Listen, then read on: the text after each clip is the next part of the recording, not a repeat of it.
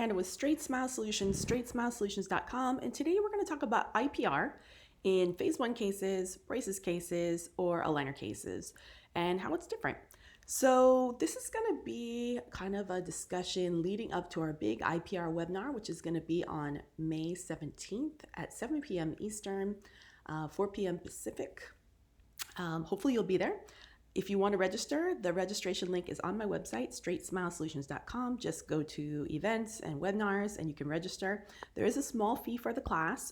Doesn't go to me, it goes to Garrison Dental, but it only covers your supplies because you will actually get an IPR kit that's worth the value of what you're paying as well as a Typodont. So it actually comes out as a wash. So the CE units, the 2.5 CE units are basically free. You're just paying for the supplies that you need that you can use on patients later. So if it's something you're already purchasing anyways, it kind of makes sense, right? So we'll go more into this in the IPR webinar, but today just kind of light discussion, and then I'm actually going to make individual videos on each of these topics that will go more into depth, and I'll be posting those shortly. So I'm sure you're pretty familiar with IPR and aligner cases, and ultimately it's going to come down to what brand of aligners that you're doing as to how the IPR is staged and distributed. So Invisalign has the most flexibility. You can have it all at the beginning, you can have it all at the end, you can have it all spaced out throughout. However you want to do it, you just let them know. If you don't want round tripping, if you do want round tripping, if you don't know what round tripping is, you need to learn this. This is super, super important.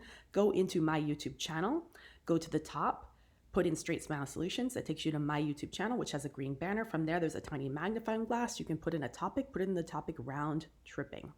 And that should take you to those videos. Really, really important concept to understand, or make sure that you attend one of my aligner webinars. As far as braces, yes, I do use IPR in braces cases, but it's not always something that I do at the beginning, and I don't, unless you're using some type of indirect bonding company that actually spits out how much IPR you need, I don't always know. I mean, I can look at a case and tell you if it has a Bolton discrepancy, and if it has a Bolton discrepancy, I'm going to know I either need to leave space around usually 7 and 10, the upper twos, or I need to do lower IPR or lower extraction depending on the severity of the Bolton. My eyeball is pretty well trained for these things, but sometimes I get surprised, especially if it's something super minor. You get to the end of the case and you're like, oh, how come I'm at edge-to-edge occlusion and my patient is solid class 1? Well, it must be a Bolton discrepancy.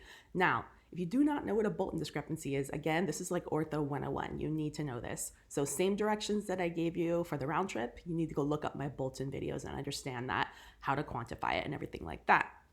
A little bitty cheat thing. Invisalign's going to hate this. But if you throw, a lot of orthodontists throw all their cases through their Invisalign portal.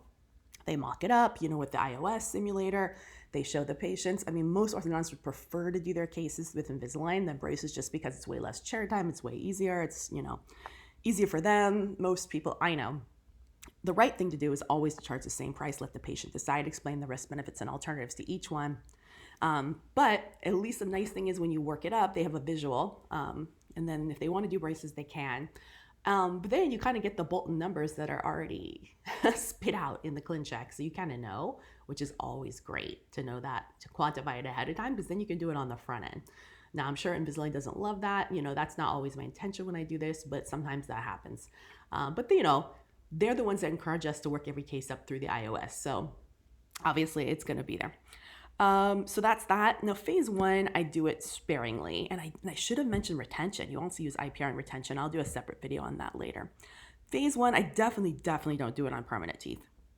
I will sometimes do it on baby teeth, especially if they're devitalized or ankylosed, or it's something later that's we're not going to want, it's not going to be sensitive, because that way it almost gives me some space to move the teeth into, especially if I'm thinking about doing some type of distalization or just trying to get space at the beginning. So yeah, occasionally done. So, all right, hopefully that got you excited about our IPR webinar. Hopefully you'll sign up soon. All right, thank you. Take care.